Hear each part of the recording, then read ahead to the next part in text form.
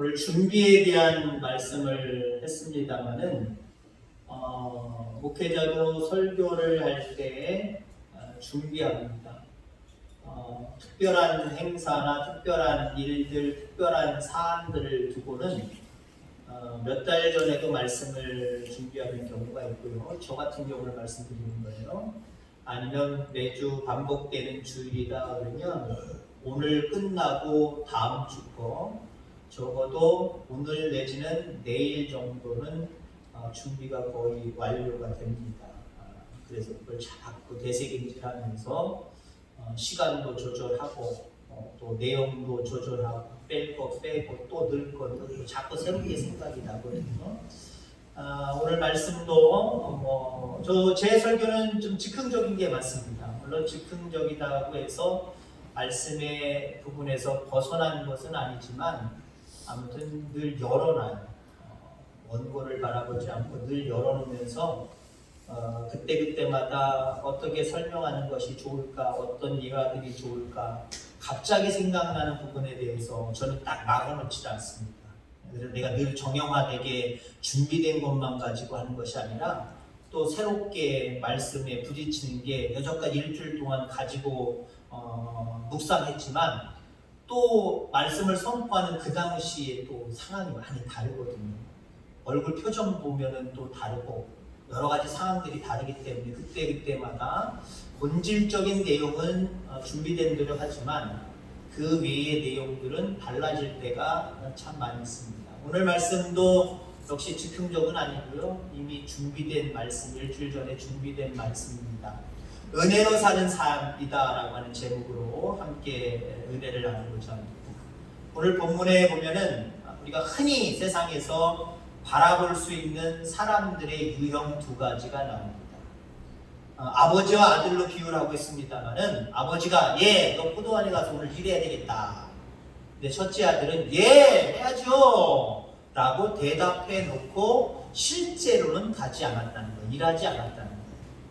그러나 둘째는 싫어요, 나 오늘 바빠요, 나 안 갈래요 라고 이야기해 놓고 가만히 생각하니까 후회가 되어서 아버지가 안쓰럽기도 하고 아버지 일 도와줘야 되는데 아버지가 그렇게 시켰을 때는 여기 뭐가 다 이유가 있을 텐데 내가 안 하면 아버지가 할 텐데 내가 그냥 해야지. 대답은 싫다라고 이야기했지만 순종하는 둘째 아들이 있었다는 거지. 이 예화를 하면서 예수님이 말씀하십니다. 누가 더 훌륭하냐라고 하는 거죠. 오늘 말씀에 보면은 그 둘 중에 누가 아버지의 뜻대로 하였느냐라고 이야기합니다. 그런다면 답을 이야기해 보세요. 해놓고 포도원에 가서 일하지 않은 첫째 아들, 싫어요 해놓고 나중에 후회돼서 포도원에 가서 아버지가 시킨 대로 일한 아들, 누가 더 훌륭한 아들입니까? 둘째. 빨리 끝내달래요. 대답도 빨리 시원시원하게 하시잖아요. 다른 분들은 세워라, 그냥 계속 끝날 때까지 듣겠습니다. 아무 때나 끝나도 좋습니다. 그랬더니 이종희 지사님 오늘 빨리 끝내달라고 대답을 빨리빨리 하시죠. 계속 대답을 빨리빨리 하세요. 오래 하세요. 그거 아니에요. 은혜를 받으시면 돼요. 오래 하느냐 짧게 하느냐 중요하지 않아요. 우리가 집중해서 은혜를 받느냐 못 받느냐 그게 중요한 거거든요. 자, 첫째 아들 이보다는 둘째 아들이 우리가 보기에도 그 아들이 낫다, 더 낫다 라고 쉽게 우리도 그렇게 이야기할 것입니다. 첫째 아들은 포도원에 가라고 이 얘기를 들었을 때 라고 대답한 것은 어쩌면 아버지의 후환이 무서워서 대답했을 수도 있어요. 근데 실질적으로 아버지의 뜻대로 하고 싶은 마음은 그 속에 없었다는 거예요. 겉으로는 아버지가 무서워서 아버지이기 때문에 대답을 좋게 얘기했지만 그 마음속에 그 아버지를 위하는 마음은 별로 없었다는 거지. 거의 없었다는 거지.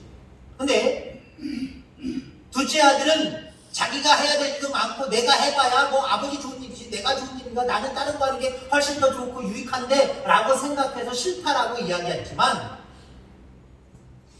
아버지가 베풀어 주신 은혜를 가만히 생각해보면 내가 아버지 말을 거역하면 안 되지. 아버지 말을 내가 이렇게 순종하지 않으면 안 되지. 내가 아버지한테 받은 사람이 많은데 내가 아버지께 내가 효도해야지. 말씀대로 순종해야지. 그러고 했다라고 하는 거예요.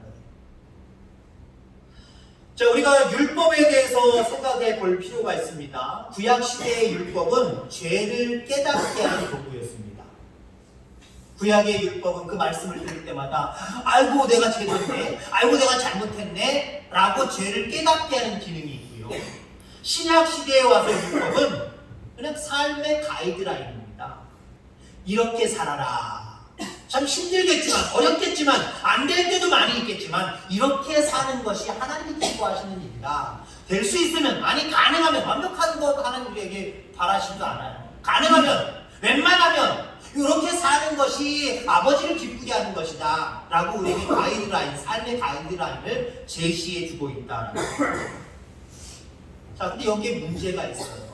어떤 문제가 있느냐면 우리가 세상을 살면서 율법 반드시 지켜야 되는 것들입니다. 그렇게 하는 게 좋습니다. 말씀대로 사는 게 좋단 말이에요. 근데 그 율법을 대하는 태도에 있어서 정말 그 말씀을 지키는 데 있어서 율법적으로 지키느냐 아니면 은혜적으로 지키느냐 대단히 중요한 거예요. 물론 율법적으로도 지키고 은혜적으로도 지키면 이건 금상첨화입니다. 좋습니다.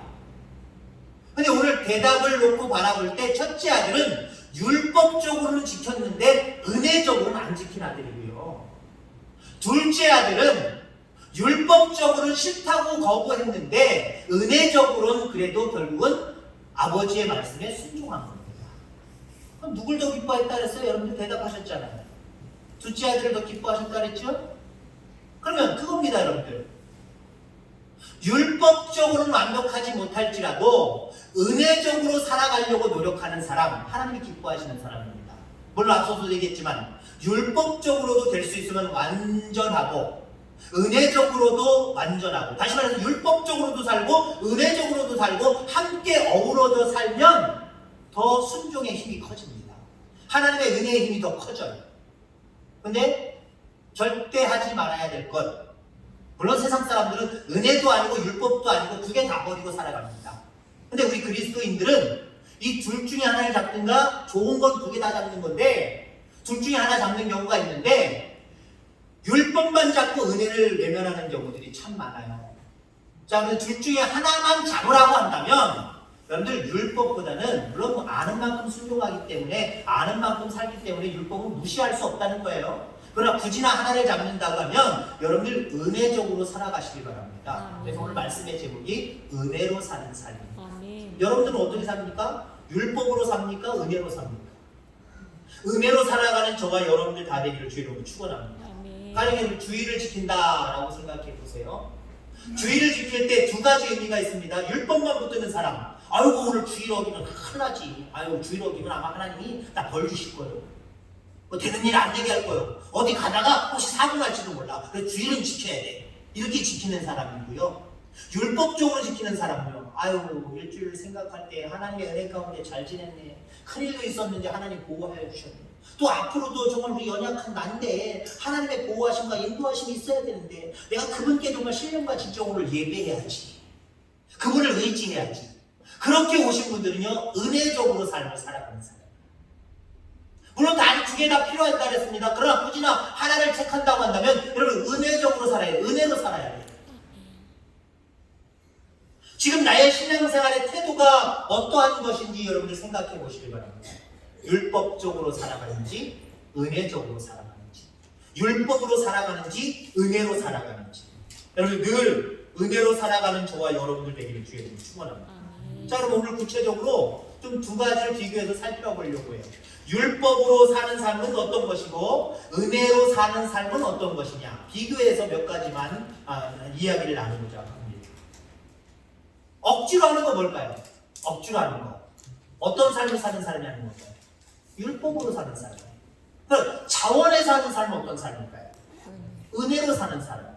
아이고 하나님이 무서워, 벌레일까봐, 가다가 큰 사고 날까봐 오늘 주의를 지켜야 돼, 이 사람은 율법으로 지킨다 그랬어요. 이 사람은 억지로 하는 거예요. 억지로. 물론 억지로라도 하는 게 좋습니다. 근데 그 억지가 조건이 있죠. 나중에 자원에서 하려고 하는 모습 때문에 억지가 동원돼야 돼요. 근데 억지도 안 되는 사람들은 신앙에서 도태되기가 참 쉽지. 나 교회 안 다녀? 하나님이 어딨어? 없어. 그리고 빠질 수가 있어요. 그러나 억지로라도 신앙생활하면 그럼 어느 때가 되어서 하나님 은혜 베푸시면 우리 하나님 이런 하나님이구나. 그리고 자원하는 모습으로 성장하고 성숙하게 돼요. 그런 의미에서 억지로 할 필요는 있어요. 근데 억지로 할 것이냐 자원해서 할 것이냐 둘 중에 하나를 택하면서 우리는 살아갈 때 어떤 사람들은 계속해서 억지로 하는 사람들이 있지만 어떤 사람들은 자원해서 하는 사람들이 있을 수 있다는 거죠. 기도하고 말씀 생활하고 찬양하고 예배드리고 전도하고 봉사하고 여러분 이런 모습 속에서 여러분들의 태도는 무엇입니까? 여러분들 자원해서 할 수 있는 은혜의 삶을 살아가는 저와 여러분들 다 되기를 주의 이름으로 축원합니다. 로마서 7장에 보면은 바울이 이런 고백을 하죠. 내가 원하는 바 선은 하지 아니하고 도리어 원치 아니하는 바 악은 행하느니라. 내 지체 속에서 한 다른 법이 내 마음의 법과 싸워 내 지체 속에 있는 죄의 법 아래로 나를 사로잡아 오는 것을 보는도다. 여러분 우린 예수를 믿기 이전의 구습이 남아있습니다. 구습.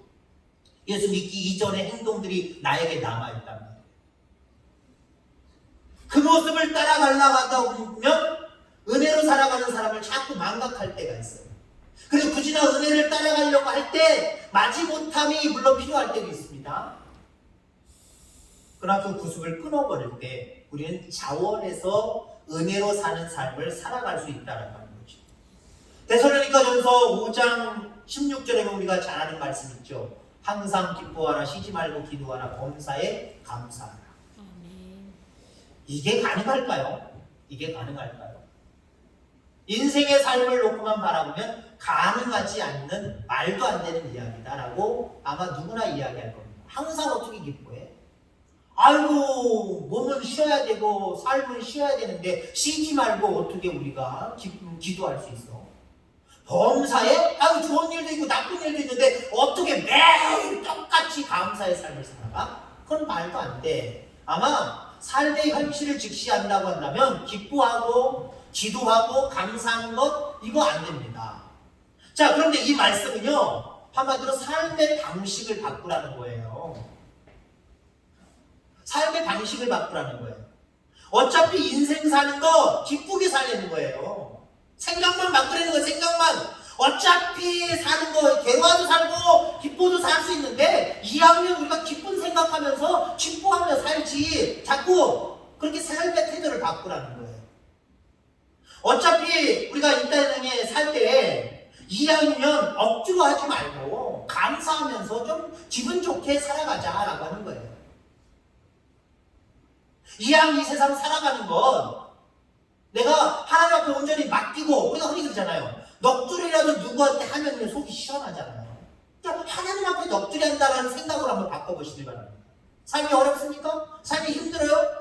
늘 감사할 일이 아니고 나는 지금 괴로워 죽겠어요 하나님. 그럼 하나님 앞에 주님 앞에 한번 넋두리 하시기 바랍니다. 그러면 항상 기도하게 되면 달라져요. 삶의 방식을 바꾸라는 거예요. 여러분들의 신앙이 이렇게 바뀌어져 가시길 바랍니다. 율법의 삶으로 억지로 하는 삶이 아니라 정말 은혜의 삶으로 여러분들의 삶이 변화되어서 자원해서 기쁜 마음으로 감사하는 마음으로 기도하는 마음으로 모든 일들 감당하게 되어질 줄 믿습니다. 자, 그 다음에 율법의 삶은 또 은혜의 삶은 반대적인 개념들이 있어요. 강제로 하는 삶은 어떤 삶일까요? 강제로 내가 하게 되는 삶. 그건 율법의 사람입니다. 그러면 순종의 삶, 강제가 아니라 그냥 순종하는 거예요. 마지못해 하는 게 아니라 그냥 내가 순종하는 거예요. 그 말씀을 따라가는 거예요. 그건 은혜의 삶입니다. 아버지의 명령 앞에 형은 마지못해 복종합니다. 마지못해. 마지못한다는 게 강제거든요. 강제. 아버지가 시키니까 어떻게 해요? 해야 될 수밖에 없잖아요. 아버지가 어떤 아버지인데? 나에게 은혜 베푸신 아버지라는 생각을 아마 첫째 아들은 그렇게 깊게 하지 않은 것 같습니다. 그냥 아버지, 무서운 사람. 아버지, 말 안 들었다가 나한테 분깃도 안 남겨주고 동생한테 다 줄 수도 있어. 이렇게 무서운 사람이에요. 이렇게 생각하면 정말 그 말에 순종하지 않으면 재미없어지는 내 인생, 그렇게 생각하는 사람이에요. 그러니까 아버지 말 싫어도 대답해야지, 하겠다고 이야기해야지, 그래 아버지가 기뻐하지, 그래 아버지가 빈깃이라도 날 더 주지, 아마 이런 생각을 가질 겁니다. 그러니까 억지로 하고자 하는 마음이 있었어요. 억지로 하고자 하는 마음. 물론 또 억지로 하지도 않았어요. 첫째 아들은요. 말은 대답은 억지로 했는지 모르지만 순종하지 못하는 모습을 바라보게 되죠. 근데 당장 눈앞에 아버지의 명령이 떨어졌을 때 신경질나, 짜증나, 왜 나한테 시켜? 난 다른 거 하려고 했는데 그거 해봐야 별 효과도 없고 별 그냥 효능도 없고 뭘 이익도 없는데 뭘 그걸 가지고 하느냐. 내가 하는 일 하면 이게 더 이윤이 좋고 이게 더 좋은데 난 이게 더 행복하고 난 이게 즐거운데 아버지는 왜 나한테 신경질나게 일을 시키는 거야? 마음에 강제적으로 해야 되겠다라고 대답이 나오잖아요. 싫어요. 못한다고 이런 얘기를 합니다. 근데 아버지를 생각하니까 뉘우쳐. 아버지를 생각하니까 뉘우쳐. 내가 아버지한테 이러면 안 되지. 우리 아버지가 어떤 아버지인데 나를 낳아주시고 길러주시는 분인데 나를 여기까지 인도하시는 분인데 앞으로도 내가 다 할 수 있다라고 이야기하지만 아버지의 도움과 아버지의 기도가 없으면 안 되는데 그럼 그 아버지 말씀을 들어야지. 은혜로 사는 사람이에요. 은혜로 사는 사람. 은혜로 사는 사람은요 저절로 순종의 자리로 가게 되어 있어요. 비록 처음에는 싫어요, 안 해요, 못하겠어요 라고 하면 나도 모르게 벌써 순종의 자리로 내가 가고 있는 모습을 발견합니다. 또 율법의 사람들은요, 율법의 사람들은 어떤 말씀이 주어졌을 때 아멘, 아멘, 아멘은 잘해요. 여기 예 하겠습니다 이 말이 한마디로 우리로 얘기하면 아멘이거든요. 말씀이 주어졌을 때 하나님 말씀이니까 무조건적으로 내가 아멘 해야지. 내가 강제로라도 아멘 해야지. 아멘 해야지. 요즘 시대는 강제로 믿습니까? 믿습니까? 이중희 집사님 오늘 늦게 끝났는데 믿습니까? 옛날에 목사님들이 아주 믿습니까를 너무 강조하다 보니까 대답 안 나오면 계속 몇 번 물어보셨어요. 나올 때까지. 아주 시원한 대답이 나올 때까지. 어쩌면요 그건 강제예요. 강제. 여러분 여기 있는 사람이 어떻게 보면 오늘 본문의 비유로 들면 아버지고요. 여러분이 자식이란 말이에요. 첫째 아들인지 둘째 아들인지 모르지만 여러분이 자식이란 말이에요. 그럼 아버지가 얘기하는데 강제적으로 삶을 살아가는 사람들은 예 알았어요, 예 하겠습니다, 아멘 바로 나오게 되겠어요. 옛날 목사님들은 그거 안 나오면은 마치 순종 안 할 것처럼 여기셨는지 그 자리에서 아멘을 듣기를 원하십니다. 근데요 달라요. 아멘하고 진짜 순종의 자리까지 가면 금상첨화라고 했잖아요. 율법 안에서도 살아가고 그 율법을 가지고 은혜적으로도 살아가는 사람은 이게 더 훌륭한 사람이에요. 하나님이 더 기뻐하는 사람이에요. 아멘도 그래도 잘해야 돼요. 믿습니까? 왜 안 신기야. 또 강조할 수도 없고 대답도 잘하고 순종의 자리에도 저절로 갈 수 있는 그런 모습. 여러분 저와 여러분들 그렇게 되어지게 되기를 주의 이름으로 축원합니다. 동생은 달랐잖아요. 포도원에 가기 싫어서 안 간다고 자기 생각을 숨기지를 않았습니다. 이래봤자 뻔할 뻔자였고 별 좋은 일도 아닌 것으로 여겨졌습니다. 그런데 은혜적으로 삶을 살아가는 사람이기 때문에 아버지를 생각해서, 여러분들 아버지를 생각하는 게 은혜예요. 아버지를 생각하는 게 은혜예요. 어떤 걸 계획하고 어떤 걸 실행할 때 내가 나를 생각하고 일만 생각하면 그건 율법의 사람이 될 수가 있고요. 그냥 세상 사람이에요. 어떤 일을 계획하고 어떤 일을 할 때 아버지를 생각할 수 있는 사람은요, 은혜의 사람이 될 수 있어요. 자기가 하고자 하는 일들을 통해서 하나님의 영광을 드러낼 수 있어요. 왜? 하는 일마다 아버지를 생각하면 아버지가 원하는 모습이 무엇인지를 생각하기 때문에 그 일과 그 계획 위에 아버지의 뜻을 가져다 계획을 짜고 행하기 때문에. 근데 아버지를 생각하지 않는 사람은 그냥 세상 사람들처럼 세상적인 모습으로 이거 하려면 이렇게 해야 되고 저렇게 해야 되고 이런 것이 좋겠다라고 그렇게 생각하고 그렇게 살아갑니다. 결과가 달라요. 여러분 우리의 결과는 하나님의 영광을 받으시는 게 최고의 결과입니다. 아멘. 최고의 결과예요. 물론 하나님의 영광을 받으시는 그 일은 어쩌면 어떤 일을 계획해서 행했을 때 내가 원하고 내가 누리는 어떤 유익은 그렇게 많지 않을 수도 있고 많을 수도 있어요. 근데 중요한 건, 그래도 중요한 것은 하나님의 영광을 받으시느냐 안 받으시느냐, 그게 중요한 거예요. 그래서 율법의 사람은요, 하나님을 생각해서 어떤 일들을 감당해요. 어떤 일들을 감당하는데 내가 원하는 어떤 성과가 뭐가 주어지지 않았다고 해도요, 실망하지 않아요. 그것으로 하나님의 영광을 받으셨기 때문에 실망하지 않아요. 어떤 사람들은요, 전도, 그러면 전도의 열매가 없으면 할 필요도 없고 해봤자 소용없는 것으로 보통 생각을 합니다. 근데 여러분 열심히 하나님 말씀을 생각하고 하나님은 한 영혼을 주님께로 인도하는 것, 빛으로 인도하는 것, 이걸 가장 기뻐하시는데 그 마음을 생각해서 여러분들 전도했다고 생각해보세요. 전도했는데 내가 100명을 가서 두들기고 해서 전도했는데 한 명도 안 올 수도 있어요. 한 명도 안 올 수도 있는데, 그래서 여러분 실망할 수도 있어요. 해봐야 소용없다. 사람들 초청해봐야 소용없다. 라고 그런 결과가 나올 수도 있어요. 여기 결과에 연연하지 마시기 바랍니다. 우리가 바라볼 결과는 하나님이 기뻐하셨느냐 기뻐하시지 않느냐, 이게 중요한 거예요. 그럼 하나님을 기쁘시게 하는 사람은요, 어떤 일을 할 때 먼저 하나님을 생각한다니까요. 내 생각도 있어요. 내 생각도 있지만 하나님을 나중에 가다가 하나님을 생각할 수 있는 사람들이 돼야 돼요. 결국 그 일은 하나님의 영광을 받으시고요, 또 결국 그 일은 놀랍도록 하나님이 그 일들을 완성해 가심을 여러분들 확신하게 되기를 주의 이름으로 축원합니다. 예수님은 순종의 모델입니다. 순종과 복종을 우리가 구별해서 보통 우리는 쓰지만, 한국의 단어는 그렇게 쓰지만 이 히브리어는 같은 동의어로 주로 사용을 합니다. 같은 의미로 사용돼요.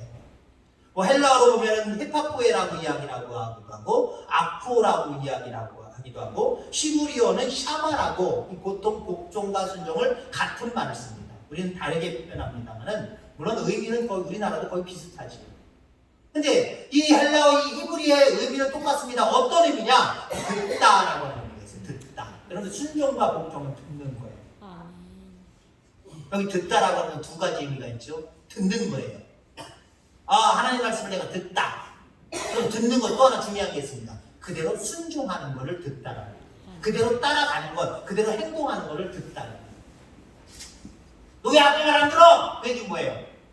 내가 한 소리를 안 들었다는 의미도 되지만 아버지가 뭐라고 얘기했는데 그것대로 왜 네가 행동하지 않았냐라고 하는 의미도 있다는 거예요. 여러분, 그래서 믿음 있는 사람, 은혜로 살아가는 사람들은요, 하나님의 말씀을 가까이, 하나님의 말씀을 경홀히 여기지 아니하고 하나님의 말씀을 그 세상의 어떤 권세자보다 큰 능력의 사람으로 알고 그 말씀을 들어요. 그리고 그 말씀대로 살아가요. 말씀대로 살되 억지로 살지 아니하고 자원하는 모습으로 살아가요.